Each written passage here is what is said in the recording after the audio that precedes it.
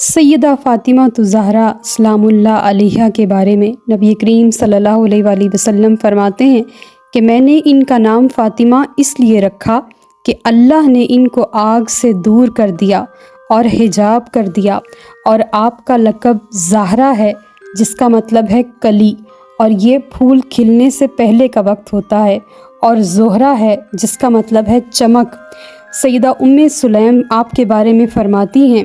کہ آپ کا چہرہ مبارک 14ویں رات کے چاند کی طرح حسین تھا، چمکتے سورج کی مانند جنہیں بادلوں نے ڈھانپ لیا ہو اور بادلوں کی اوٹ سے چمک رہی ہوں، اور آپ شدید سیاہ بال و بالین تھیں۔ آپ کا ایک لقب بطول جس کا معنی ہے کہ آپ میں مردوں کی طرف رغبت نہیں تھی، اللہ تعالیٰ نے آپ کو دنیا داری سے کاٹ کر علیحدہ کر دیا تھا، اور ایک لقب ابیحہ ہے جو کہ اپنے باپ کی ماں ہیں۔ 5 سال کی تھیں جب حضور کی کمر مبارک سے اوجڑی ہٹاتی تھیں